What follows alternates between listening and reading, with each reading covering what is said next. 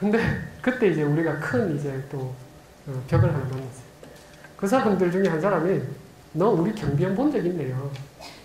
아니 그 전에 뭐라 그러냐, 야 다 좋은데 이거가 너무 쓰기 어렵다는 거예요. 그래서 무슨 얘기냐 그랬더니 너 우리나라에 경비원 본 적 있네요. 그래서 무슨 얘기냐, 우리 경비원은 덩치 이따만한 흑인이 중학교밖에 안 나온 애가 무슨 컴퓨터 앞에서 더블 클릭을 하냐는 거예요. 걔들은 모른다요. 꾹꾹 누르고 버튼도 이따만 해야 되고 아무것도 모른다. 그러니까 이 첨단 장비를 가져와봤자 쓸 수가 없으니 이걸 스탠드얼론, 인베디드형, 그러니까 비디오 그 DVD 플레이어처럼 꾹꾹꾹 누르면 되는 걸로 해줘라. 황당한 거죠.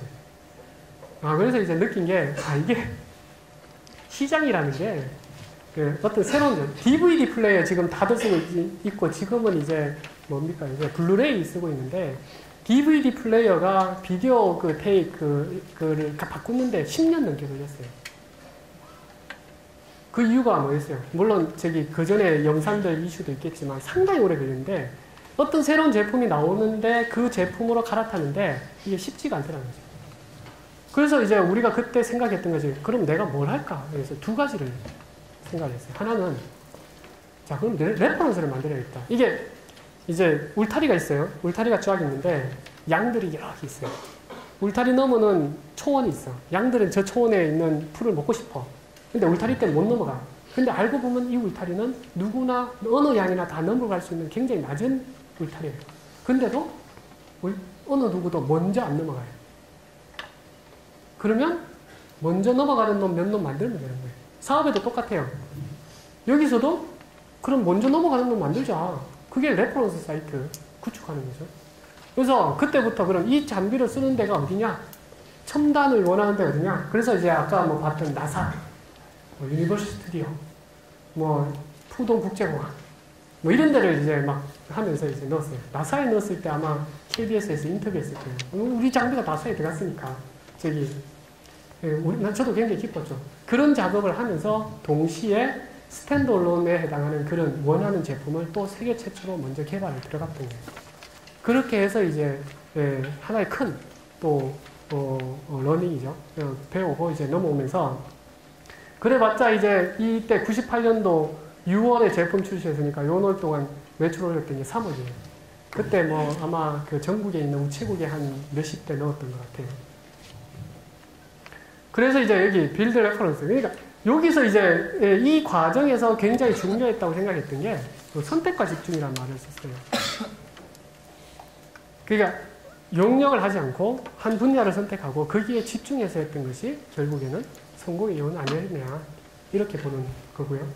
그 다음에 그 뒤에 이제 전략적 파트너십을 맺고 가서 99년도에 이제 나사, 유니버스 스튜디오, 푸동국제, 원자력 발전소 쭉 가고 있었는데, 그 대규모로 그 울타리를 넘는, 그러니까 이 양들이 다 넘어가는 기회가 오더라고요. 그게 언제 오냐니까 2000년에 시드니에서 올림픽이 열렸어요.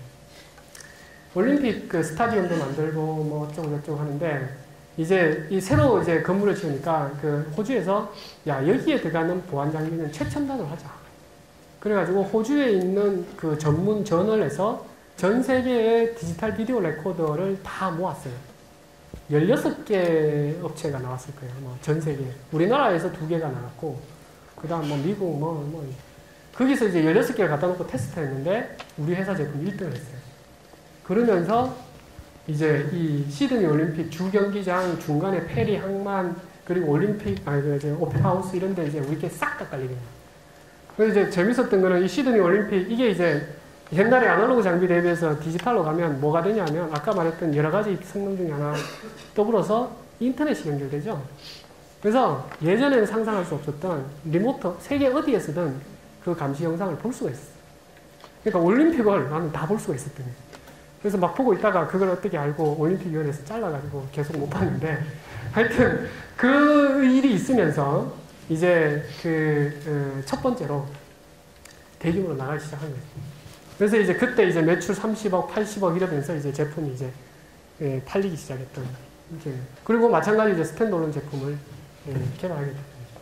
그러니까 그 당시에 사실 요 95년부터 95년도 말입니다. 6년을 지나서 작업하고 제품 개발하고 요 있었던 요 몇 가지 한 1, 2년, 2, 3년에 굉장히 많은 그 어떤 선택의 기로에 있었고 그 선택의 기로에서 어떻게 보면 정말 용케 잘 선택을 했는데 그 중심점이 뭐였냐 하면 내가 왜 창업을 하느냐 내가 어느 방향으로 하기 위해서 이걸 하느냐라는 것을 가지고 있었기 때문에 굉장히 판단하는데 편했던 것 같아요. 무엇보다. 그 다음에 두 번째는 아까 약자의 전략. 내가 갖고 있는 것을 극대화하고 내가 갖고 있지 않는 것은 제휴를 하자. 그렇게 만들어서 굉장히 빠른 시간 내에 이제 성장을 하게 됩니다. 지금 몇 시에?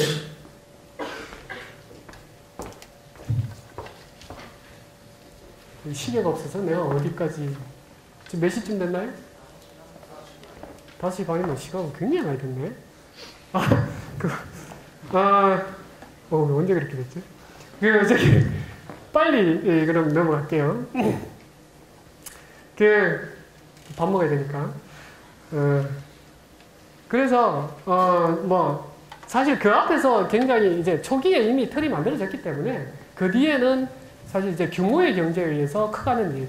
그 사이에 이제 우여곡절도 있었어요. 이제 급성장한 거죠. 400억까지 올라가고 코스닥 가고 코스닥 가면서 이제 내가 그때 34살인가?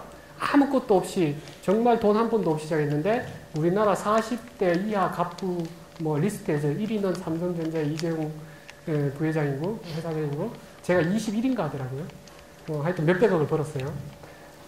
그렇게 해서 이제 아주 젊은 나이에 성공을 했는데 그러면서 이제 쭉 가는 데 있어가지고 이게 항상 이 즐거운 날은 없고 이게 잘 된다 그러니까 국내에 이거 비슷한 회사가 100개가 넘게 생기고 중국의 대만의 회사들이 막 쫓아오고 저가 덤핑하고 막 이러는데 이런 부분들을 넘어가는데 있어서 우리가 이제는 기술만이 아니라 퀄리티 그리고 서비스 즉 나머지를 갖고 있는 부분을 확대해 나가는 그런 부분으로서 이제 계속 그 경쟁력을 가져가서 보통 이제 성장이 S자 곡선을 그립니다. S자 쭉 성장하다가 뭔가 이렇게 혹한기가 와요. 그럼 거기서 이제 나는 그 혹한기를 굉장히 좋아해요. 왜냐하면 내가 체력이 강하면 나는 감기에 걸리지만 다른 사람은 얼어 죽어요. 그래서 얼어 죽을 수 있는 기회가 오기 때문에 나는 그걸 굉장히 좋다고 봐요.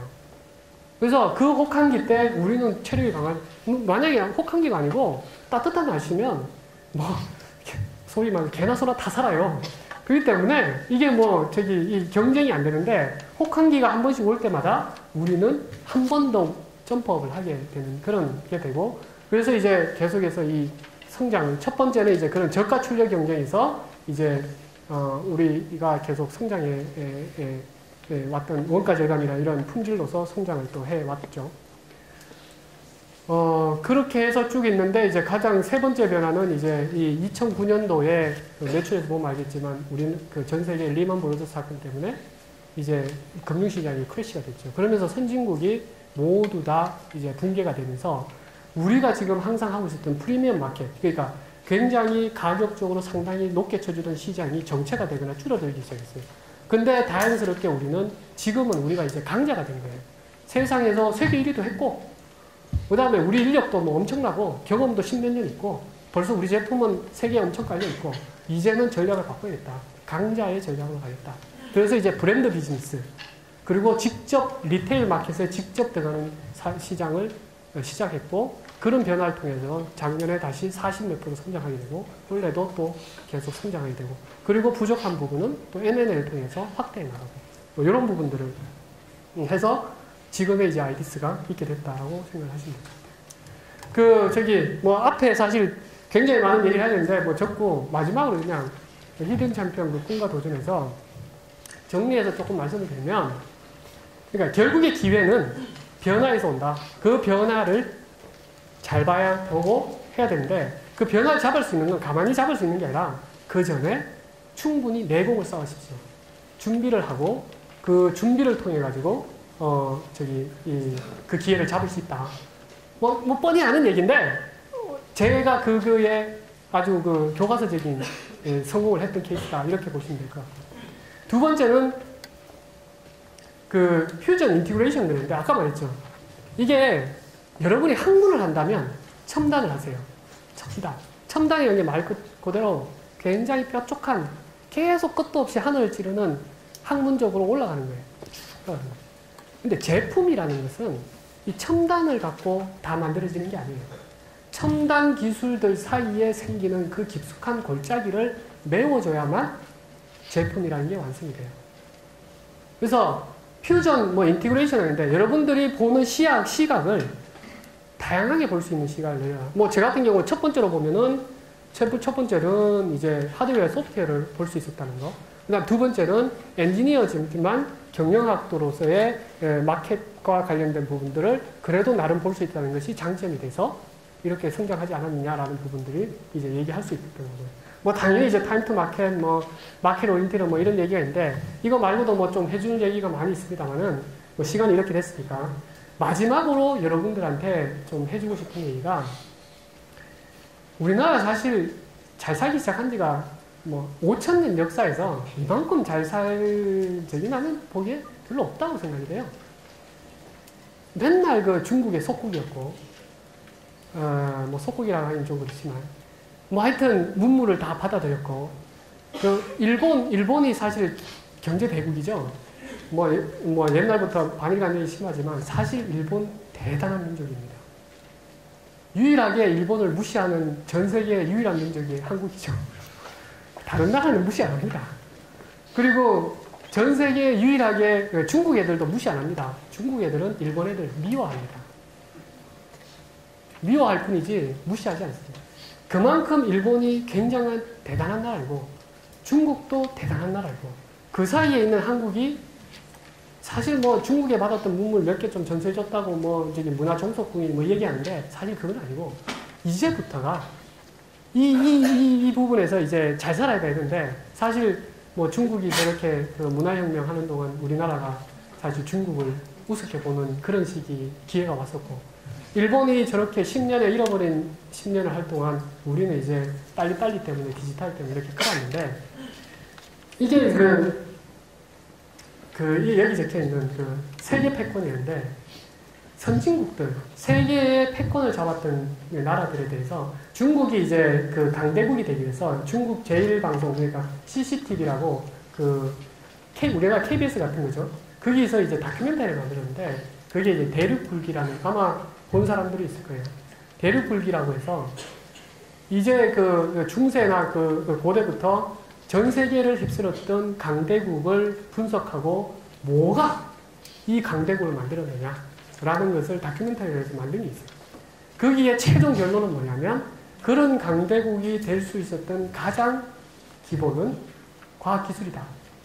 정치도 아니고 뭐도 아니고 국민성도 아니고 과학기술이 발전한 나라가 결국에는 세계의 패권을 잡았다. 그리고 그 패권을 잡는 그것을 어떤 식으로 가장 크게 표현을 했냐면 예전에는 군사력을 했어요. 침공을 하고 뺏고 약탈하고. 근데 지금은 그렇지는 않죠. 지금도 그런 군사력이 상당히 역할이 크지만 지금은 이 무한 경쟁이 결국에는 산업계에서 일어나고 있고 기업을 통해서 일어나고 있고 그래서 우리나라가 더 강대해지고 더 기업의 존재 가치가 뭔가 고등학교 때 배웠을 때는 아마 이익 창출이 존재 가치고 주주의의 극대화가 존재 가치. 그게 아닙니다. 나는 생각하는 것은 기업의 존재 가치는 나의 성공도 아니고 사회의 부를 축적하는 게 기업의 역할이라고 생각해요.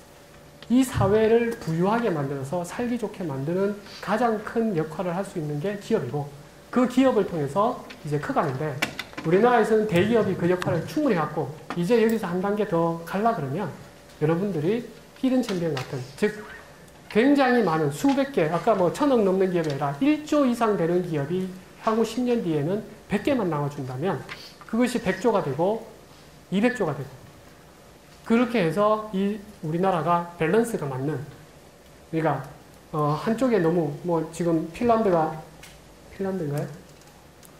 노키아가 핀란드인가요?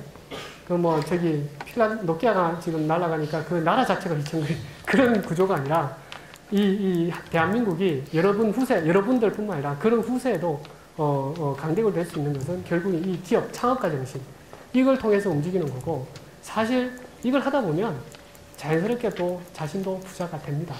그래서 단순히 자기가 부자가 되기 위해서 무슨 일을 했을 때라는 것보다 이 부분까지 얻을 수 있다 그러면 분명히 자기가 하는 일에 충분히 의미 있는 그런 삶이 되지 않겠나. 그래서 여기 계신 분들 다 창업하라는 얘기는 아니고, 이런 대기업뿐만 아니라 이런 분야에서도 세계적인 기업이 될 수 있는 그런 부분으로 좀 나와줬으면 하는 게 마지막으로 제가 드리고 싶은 얘기입니다. 감사합니다.